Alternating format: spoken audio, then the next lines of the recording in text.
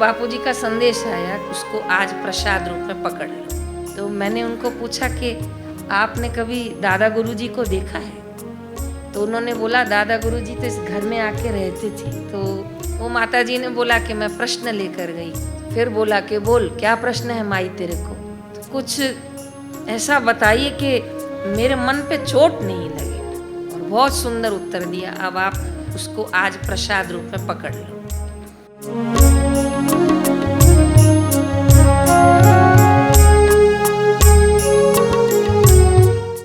हम लोग एक बार बम्बई गए थे, तो बापूजी का संदेश आया कि बम्बई में ना जिसने गोरेगांव आश्रम की ज़मीन दी है उस माताजी को तिलक करके आओ, क्योंकि मातृ पितृ पूजन दिवस था।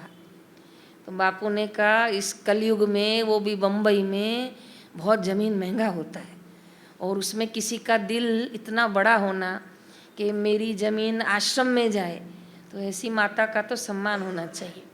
तो बापू का आदेश आया कि रेखा को भी ले जाओ। तो 2 आश्रमवासी भाई थे और मैं भी गई थी। तो मैंने पूछा हम कहाँ जा रहे हैं? तो कहा हरदेवी माता जी के पास जा रहे हैं। तो जब हम गए तो उनको मैंने हाथ जोड़कर दिल से प्रणाम किया। तो मैंने उनके सामने देखा तो दादा गुरुजी का श्री चित्र लगा था, फिर हमारे बापूजी का लगा था। तो मैंने उनको पूछा कि आपने कभी दादा गुरुजी को देखा है? तो उन्होंने बोला दादा गुरुजी तो इस घर में आके रहते थे। मैंने कहा यहाँ? तो बोले हाँ, उनका घर बिल्कुल जू बीच के सामने है। तो समुद्र सामने दिखता है और ठंडी लहरें समुद्र की ठंडक देती हैं। तो उन्होंने अपने घर में एक कक्ष बना रखा है संतों के लिए।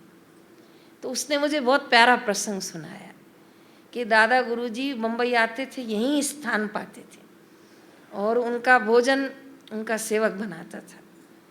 लेकिन मेरे मन में एक बार प्रश्न था, लेकिन उन्होंने मना कर दिया कि मैं नारियों से, माताओं से सामने नहीं मिलता।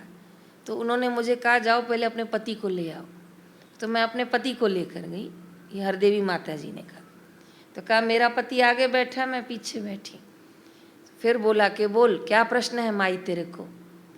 तो कहा साईं मेरे मन में ये प्रश्न है कि मेरी सास की बहन हमारे घर में रहती है, जयराम जी की। तो वो माता जी ने बोला कि मैं प्रश्न लेकर गई, क्या? तो कहा हमारे घर में सास की बहन रहती है। तो कहा अच्छा है ना, 2 सास हो गई, एक के साथ एक फ्री। वो बोला हाँ वो फ्री में ही है। तो कहा फिर क्या शिकायत है उससे? तो कहा वो थोड़े अंदर गांव की रहने वाली और कम पढ़ी लिखी हैं। तो फिर तो कहा गाली बोलती है कई बार, मेरे बच्चे गाली सीख जाएंगे। हम मुंबई में रहते हैं, समाज में उठना बैठना है हमारा, और गाली देती है, बहुत बुरा लगता है मुझे, मेरे मन को चोट लगती है। ऐसे शब्द हमारे कान में पड़ते हैं। इसके कारण एक तो सास की बड़ी बहन है, ये भी नहीं बोल सकती हूँ कि तुम जाओ, और ये भी नहीं बोल सकती हूँ कि क्या बोलती हो, खराब लगेगा। तो कुछ ऐसा बताइए कि मेरे मन पे चोट नहीं लगी। जय श्री कृष्ण। यहाँ जितने हम बैठे हैं ना, किसी न किसी को कोई न कोई चोट बोलो लगती रहती। किसी को सास की लगती है, किसी को सेठ की लगती है, किसी को मालिकिन की लगती है, किसी को छोटे बड़े भाई की लग जाती है, किसी को जेठानी की लग जाती है। ये चोट न लगे इसके लिए तो एक ही इलाज है कि गुरु के ज्ञान की चोट लग जाए, तो फिर ये चोटें आपको लगेगी नहीं। लेकिन हमारे गुरुदेव का ज्ञान, साईं लीलाशाह का ज्ञान हमको इससे मुक्त करता है। प्रसंग पूरा करती हूँ।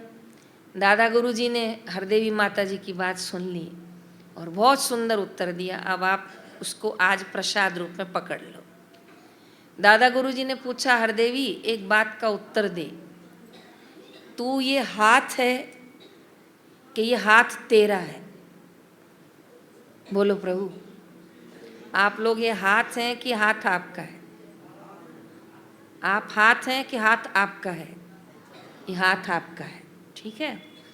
ये शरीर आप हैं कि ये शरीर आपका है? ये शरीर आपका है। ये मस्तिष्क आप हैं कि ये मस्तिष्क आपका है? बहुत सुंदर। ये पैर आप हैं कि ये पैर आपका है? ये पैर आपका है। तो दादा गुरुजी ने ऐसे सब उदाहरण देते हुए कहा कि तुम मन हो कि मन तुम्हारा है? क्या उत्तर आएगा? मन हमारा है। तो कहा तुम मन नहीं हो? कहा नहीं, मन मेरा है। तो कहा बुरा किसको लग रहा है? तो कहा मन को। कहा पर तुम नहीं, तो कहा कि मैं मन नहीं हूँ। तो बुरा किसको लग रहा है? मन को। उसको बुरा लग रहा है, फिर उसको ठीक हो जाएगा। तुम मन नहीं हो, तुम मन की दृष्टा हो। तुम मन की दृष्टा हो।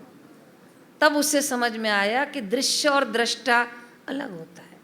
अभी आपके शरीर में श्वासें चल रही हैं, आप वो श्वासें हैं कि आप श्वासों को देखने वाले हैं? ठीक से बोलिए, आप श्वासों को देखने वाले हैं। श्वास तो हमारी चेतना से चल नहीं रही। तो श्वास हुआ दृश्य और उसको देखने वाला हुआ दृष्टा। संसार है दृश्य और उसको देखने वाला हुआ दृष्टा। टीवी पर पिक्चर चलती है तो पिक्चर हुआ दृश्य और उसको देखने वाला हुआ, बस तुम दृष्टा बन जाओ, सुख दुख की साक्षी बन जाओ तो बहुत आनंद होगा।